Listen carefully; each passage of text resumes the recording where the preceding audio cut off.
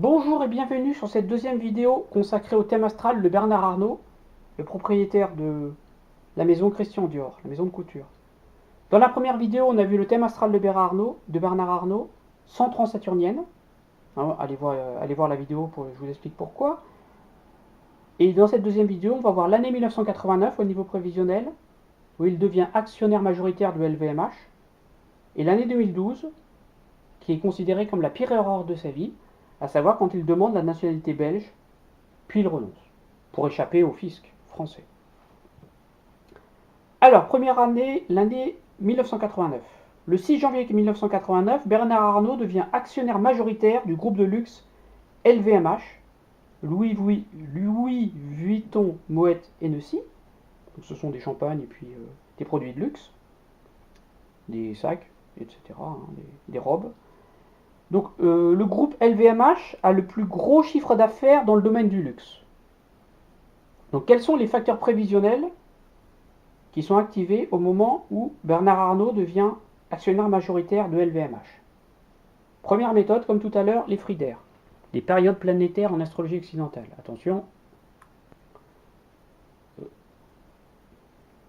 Donc ici, les fridaires. Donc en janvier 89, on cherche dans le tableau, ça c'est le tableau pour toute la vie. En janvier 89, c'est ici, donc entre le 21 novembre 87 et le 5 mars 1989, Bernard Arnault est dans un fridaire de la Lune et dans un sous-fridaire de Mercure. C'est une période importante dans sa carrière car, regardez, la Lune est très proche de la carrière et Mercure est en aspect presque exact à la Lune. Donc on a quelque chose qui va concerner la carrière et Mercure va montrer une décision. Deuxième méthode prévisionnelle, les directions symboliques. Alors comme tout à l'heure, on fait progresser d'1 degré par an chaque facteur du thème. Et là, c'est très impressionnant, car au moment où il acquiert le groupe, où il devient actionnaire majoritaire du groupe LVMH, c'est-à-dire le 6 janvier, en fait, on tombe presque à une direction exacte. On a une erreur de 9 jours.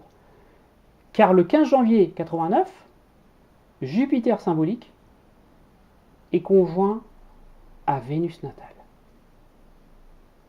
Et on va reprendre le thème de Bernard Arnault. Donc le 15 janvier 89, Jupiter symbolique est conjoint à la Lune natale. Alors pourquoi est-ce important? Parce que dans le thème natal, Jupiter rejoint Vénus. Vénus est dominante. Elle signifie le luxe. Vénus est almouthène de 10, donc la carrière. Et Vénus est aussi almouthène de la maison 8. Et pourquoi est-ce que cela joue? Car Bernard Arnault, lorsqu'il a acquis la maison, lorsqu'il est devenu actionnaire majoritaire du groupe LVMH, il l'a fait en trahissant Henri Racamier, le président de Louis Vuitton. Donc il a joué sur des ambiguïtés et sur des rivalités pour devenir l'actionnaire majoritaire. Et lui, il se défend en disant « Moi, ce que j'ai voulu faire, c'est que LVMH reste français. Donc que LVMH reste en des mains françaises. » Bon, c'est ce qu'il a fait, mais en attendant, il a évincé tous les autres. Donc on a vu les fridaires, on a vu la direction symbolique très impressionnante de Jupiter sur la Lune. Là aussi, on a 9 jours d'écart sur une vie entière, ce qui est très peu. Et vous vous rendez bien compte qu'une direction de Jupiter sur Vénus, ça arrive une fois dans une vie, pas deux, une seule fois dans une vie. Donc c'est vraiment pas du hasard. L'astrologie prévisionnelle est efficace quand elle est bien utilisée. Troisième chose, comme tout à l'heure, on va regarder les éclipses avant l'acquisition de LVMH. Donc on a vu Vénus activée par direction de Jupiter natal, et dans la dernière éclipse, avant de devenir actionnaire majoritaire de LVMH, je vais mettre le thème, il va apparaître, c'est ici. Alors, le thème natal est au centre, thème de Bernard Arnault, et la dernière éclipse est ici autour. Elle a lieu le 27 août 88. C'est une éclipse de lune, et la lune se situe à 4 degrés 23 Poisson, soit conjointe à la à Vénus natale. Vénus natale signifiant le luxe ici. Donc la planète la plus forte du thème de Bernard Arnault, Vénus, est activée par Jupiter par direction et par la Lune par éclipse. Donc c'est astrologiquement, ça c'est intéressant, il semblerait que le fait de devenir actionnaire majoritaire de LVMH est plus important que d'acquérir la maison Dior, car les sollicitations sont plus fortes. D'autre part, je n'ai pas fait la carte, sinon ça aurait fait une carte de plus, mais si vous souhaitez regarder la révolution solaire de Bernard Arnault 1988, donc qui est valable pour janvier 89, on s'aperçoit qu'on a aussi dans la révolution solaire une éclipse de lune.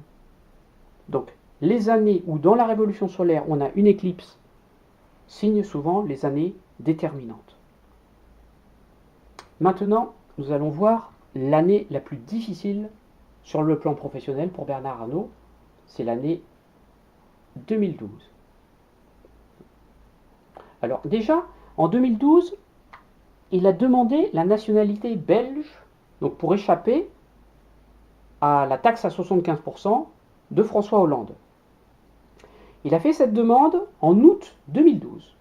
Première chose, la nationalité dans le thème astral. Donc le thème astral est ici. La nationalité dépend de la maison 4. On voit Bernard Arnault à la maison 4 en Scorpion, ici, et puis elle se poursuit en Sagittaire. Mais la maison 4 est vide d'astre, à savoir il n'y a aucun astre dans cette maison. Quand une maison est vide d'astre, on regarde toujours son almutène. L'almutène du degré 18 Scorpion dans un thème diurne, c'est Mars. Or, on s'aperçoit en astrologie ancienne que Mars est à moins de 8 degrés du Soleil. Quand une planète en astrologie ancienne est à moins de 8 degrés du Soleil, elle est dite combuste. C'est-à-dire qu'elle est dans l'ombre du Soleil. Et à un moment donné de la vie, souvent, elle donne des soucis. Donc, d'après le thème astral de Bernard Arnault, s'il doit avoir des soucis de nationalité avec son pays, c'est quand Mars sera activé, car Mars est almutène de la maison 4. Il a fait cette demande, donc, en août 2012. Et il a fini par reculer en avril 2013. Première méthode de prévision, les fridaires. Oui, c'est pas ça. Les fridaires, excusez-moi. Alors, les fridaires, donc en janvier, pendant l'année 2012, il est dans un fridaire de Mars et dans un sous-fridaire de Mars 2012 à mars 2013. Et c'est là que c'est très impressionnant, parce qu'il a fait sa demande en août 2012 et il a renoncé en avril 2013. C'est-à-dire qu'il n'était plus en sous-fridaire de Mars quand il a renoncé, il était en sous-fridaire du Soleil. Donc la période la plus difficile de sa vie, c'est mars-mars, et ça arrive une seule fois dans la vie. Première chose. Deuxième chose, les directions symboliques. Aussi, quand il a fait cette demande de nationalité belge, il a fait la une du journal Libération avec ce titre provocateur, Casse-toi Richecon. Donc, il a porté plainte contre Libération, puis finalement il a retiré sa plainte. Donc les directions symboliques, parce que en fait il a fait sa demande en août 2012, et ça s'est su en France plutôt vers septembre. Ça c'était une du mois de septembre 2012. Donc au niveau des directions symboliques, je vous ai dit, ça ne marche pas tout au jour près. On a en octobre 2012, ici, octobre 2012, on a le soleil symbolique qui est carré à Mercure natal. Et donc Mercure est le significateur général de la communication, donc on a un conflit au niveau de la communication. Et là aussi c'est très impressionnant, car il a renoncé en avril 2013 à prendre la nationalité belge. Et notez bien qu'en février 2013, le soleil, il est passé en maison 10. C'est-à-dire que Bernard Arnault a fait sa demande de nationalité française, de belge, lorsqu'il était dans un fridaire et un sous-fridaire de Mars, almutène de la maison 4, et lorsque le soleil symbolique était en maison 9. Mais à partir du moment où le soleil est passé en maison 10, en direction symbolique, et qu'il n'était plus en sous-fridaire de Mars, Mars almutène de 4, il a retiré sa demande. Donc la période la plus difficile de sa vie, ben, on pouvait la calculer, elle était inscrite quelque part. Hein. La dernière éclipse avant l'événement, donc avant la demande de nationalité belge, la dernière éclipse avant l'événement est une éclipse de lune, le 4 juin 2012. Cette éclipse de lune a lieu à 4 degrés Sagittaire. Elle est en aspect exact avec le Soleil qui est à 14 degrés Sagittaire, excusez-moi. Elle est en aspect exact au Soleil qui est à 14 degrés Poisson. On a un carré exact entre l'éclipse et le Soleil natal. L'éclipse tombe en maison 4, la maison donc de la nationalité. La Lune est en Sagittaire, le signe de l'étranger. Et en thème natal, le Soleil est Almuten de la maison 12, les épreuves. Et là, c'est là que c'est intéressant de regarder le thème de Bernard Arnault, parce que le Soleil natal est Almuten de la maison 12, les épreuves est de la maison 1.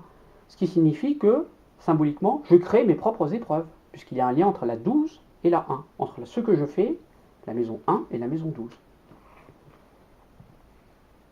Dernière chose, j'ai calculé la révolution solaire, donc la révolution solaire 2012. Dans cette révolution solaire, sans rentrer dans tous les détails, astrologie ancienne, règle numéro 1, on regarde le maître de l'année. Le maître de l'année, c'est Mars. Le maître de l'année de la révolution solaire est situé à 13 degrés Vierge. Il est opposé au Soleil natal, qui est à 14 degrés Poisson. Où est le Soleil natal de révolution solaire? En maison 4, à la maison du pays. Où est Mars? En maison 10.